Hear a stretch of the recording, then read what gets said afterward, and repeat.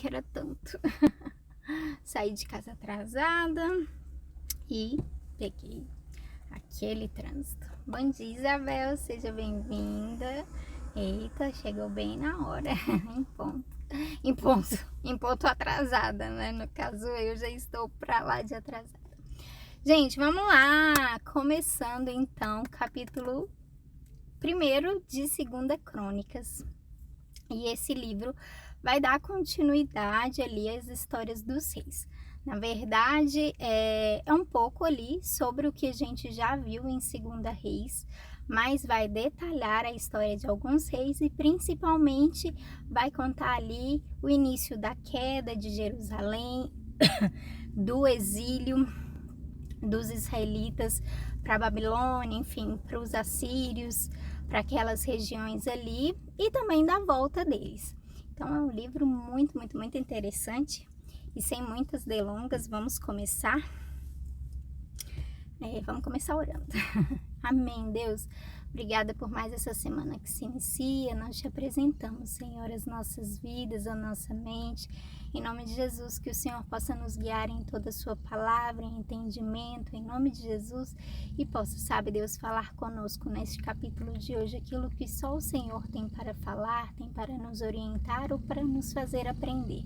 Seja tudo para a honra e para a glória do Senhor. Abençoa a semana de cada um aqui, Deus. Em nome de Jesus, com aquilo que eles necessitam, Pai. Nós precisamos, nós sabemos que nós queremos algumas coisas, mas o Senhor sabe do que a gente realmente precisa. E em nome de Jesus, eu declaro que seja liberado sobre a vida de cada um aquilo que eles precisam. Em nome de Jesus. Amém? Vamos embora. Então, capítulo 1º vai dizer o seguinte: o rei Salomão, filho de Davi, conseguiu firmar o seu poder como rei de Israel. E o Senhor, seu Deus, o abençoou e fez o seu poder aumentar muito. Salomão ordenou a todos os comandantes de 1000 soldados, aos de 100 soldados, às autoridades do governo, aos chefes de família, enfim, a todos os israelitas que fossem com ele até o lugar de adoração que ficava em Gibeão. Nessa cidade estava a tenda da presença de Deus que Moisés, servo do Senhor, havia feito no deserto. A Arca da Aliança estava em Jerusalém, numa barraca que Davi tinha armado quando havia levado a Arca de Kiriat Jearim para Jerusalém. Começou. Deixa eu fechar. O altar de bronze que havia sido feito por Bezalel, filho de Uri, neto de Uri, estava em frente da tenda sagrada. O rei Salomão e todo o povo de Israel foram lá para adorar a Deus. Ali no altar de bronze, Salomão ofereceu a Deus em sacrifício 1000 animais que foram completamente queimados. Naquela noite, Deus apareceu a Salomão e perguntou: "O que você quer que eu lhe dê?" Ele respondeu: "Tu sempre mostraste um grande amor por Davi, o meu pai, e deixaste que eu ficasse como rei no lugar dele. E agora, ó Senhor Deus, cumpre a promessa que fizeste ao meu pai. Já que me fizeste rei de um povo tão numeroso como o pó da terra, dá-me sabedoria e conhecimento para que eu possa governá-lo. Se não for assim, como poderei governar este teu grande povo?" Deus disse a Salomão: "Visto que você pediu sabedoria e conhecimento para governar o meu povo, de quem eu fiz você rei, em vez de pedir riquezas, bens ou honras, ou a morte dos seus inimigos, ou vida longa, eu lhe darei sabedoria e conhecimento. E lhe darei também mais riquezas, bens e honras do que qualquer outro rei teve antes de você, ou terá depois." Então Salomão saiu do lugar de adoração que ficava em Gibeão, onde estava a tenda sagrada, e voltou para Jerusalém, onde governou o povo de Israel. Então aqui nessa primeira parte vai dizer ali que Salomão então assumiu o trono e imediatamente ele se dirigiu até o Monte Gibeão, que é ali onde Davi fez onde Moisés fez pela primeira vez a tenda, né? Colocou ali, armou a tenda sagrada, a tenda da presença, e normalmente as pessoas que queriam adorar a Deus iam até ali procurar, enfim, buscar respostas. Aquele era um centro ali onde tudo acontecia. E aí, beleza, então ele chegou ali, ele ofereceu de livre e espontânea vontade, mais uma vez, ofertas, sacrifícios, holocaustos, vai dizer que ele ofereceu 1000 animais, né, 1000, não vou saber aqui onde está exatamente agora, mas beleza, aí ali mesmo ele adormeceu e ao dormir ele teve um sonho. E nesse sonho, Deus virava para ele e perguntava: "O que que você quer? Tá bom, eu entendi que você veio aqui me procurar, você veio aqui para me encontrar, você está aflito, eu tô entendendo, então, para acalmar aqueles ânimos que estava Salomão no início do seu reinado, então Deus apareceu a ele num sonho e perguntou: "O que que você quer, Salomão? O que que você quer de mim? O que que eu posso fazer por você? Eu estou disposto a dar qualquer coisa que você pedir." Aí ele podia virar e pedir o que muitos de nós pediria, né? Riqueza. Ele podia pedir mais riqueza, né? Ele podia pedir mulher, qualquer mulher, né?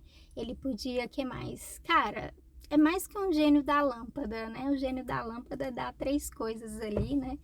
Mas a gente já conversou sobre isso, mas o que que você pediria, né? Se o Senhor aparecesse para você.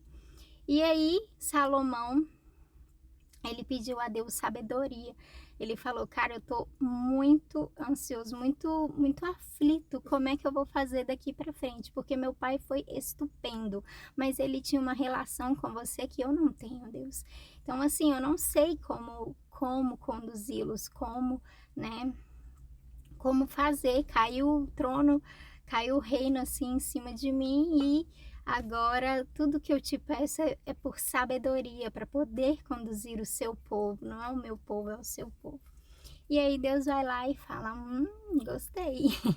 Visto que você me pediu isso, você vai ter isso e mais todas as outras coisas das quais você não pediu."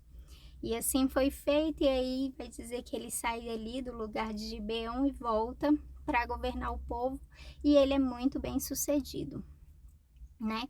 Aí vai falar no versículo 14 o seguinte: Salomão ajuntou 1.400 carros de guerra e 12.000 cavalos de cavalaria, espalhou uma parte deles por várias cidades e deixou o resto em Jerusalém. Em Jerusalém, durante o seu reinado, a prata e o ouro eram tão comuns como as pedras, e havia tantos cedros como as figueiras bravas que existem nas planícies de Judá. Os agentes do rei controlavam a importação de cavalos de Musre e da Cilícia, e a importação de cavalos de guerra do Egito. Esses agentes forneciam cavalos e carros de guerra para os reis heteus e sírios, vendendo cada carro por 600 barras de prata e cada cavalo por 150 barras de prata. Assim finaliza o capítulo 1. Mas nessa segunda parte, em que vai falar ali sobre as riquezas de Salomão e do reino até mesmo, vai dizer que tudo era muito comum, as pedras preciosas eram muito comuns. Nossa, parou uma pessoa aqui do meu lado. Eram muito comuns naquele reino, né? No reinado deles durante os israelitas. Mas, e isso demonstra o quê? Demonstra justiça, equidade, sabe? Um bom governo da parte de Salomão que ele estava fazendo. Porém, peraí, gente, a mamãe parou aqui do meu lado. Vergonha.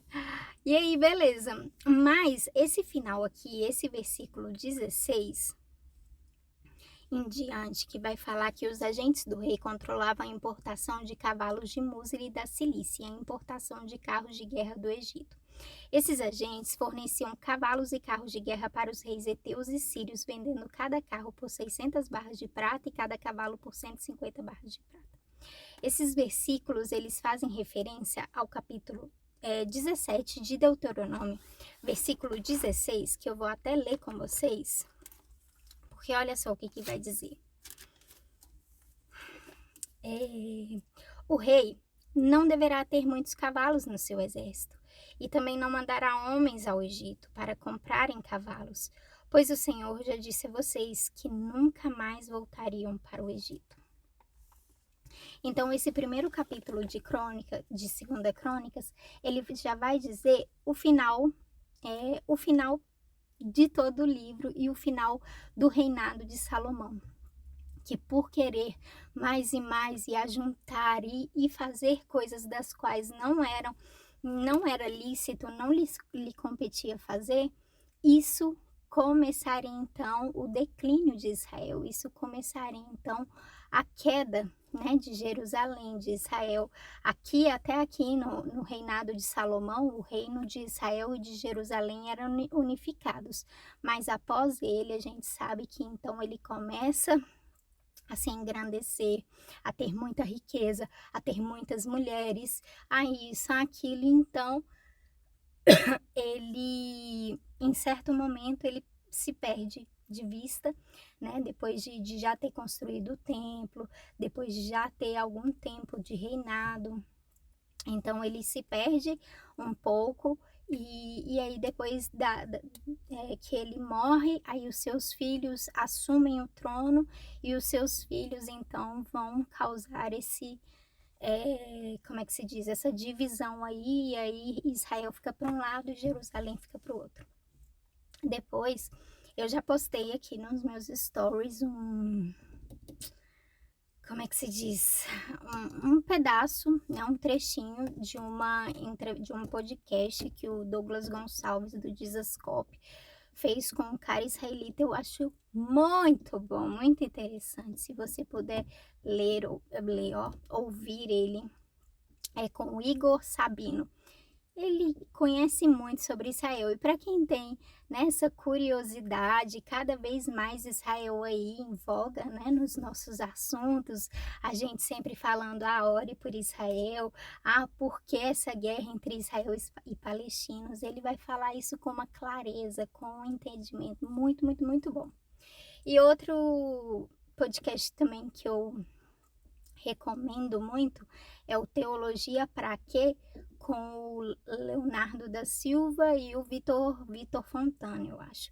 Depois eu vou colocar aqui, aí quem tiver interesse, eu acho que vai ser bem interessante para a gente começar e entender um pouco sobre, né, essa quebra, esses reinados divididos, o que isso influencia hoje em dia, por que que a gente tem que orar por Israel, o que que significa Israel de um lado, Jerusalém para o outro, por que essa guerra toda está acontecendo. Então são coisas que têm me ajudado bastante a entender e eu recomendo para quem quiser aí. E é isso, então a gente vai ver isso a partir de agora, um pouquinho sobre essa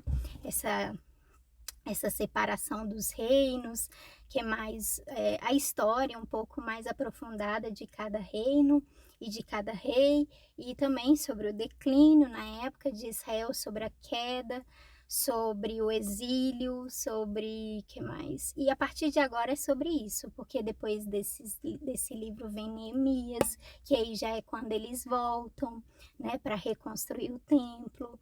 Então é um tempo assim de muito conhecimento, de muito crescimento, que a gente pode sim tirar lições, enfim, algumas coisas para a nossa vida, mas eu acho que é principalmente de conhecer de fato a história da Bíblia, a história de Israel e a história do nosso Messias, né, gente? Que a gente estuda o Antigo Testamento principalmente para entender por que aquele povo esperava tanto o Messias e por que a gente também precisa desse Messias. Amém? Então vamos que vamos, eu gosto muito, eu fico sempre empolgada com a Bíblia. Vambora, vamos junto? Então é isso, obrigada Isabel por estar aqui, Deus abençoe, boa semana, simbora, tchau, tchau gente.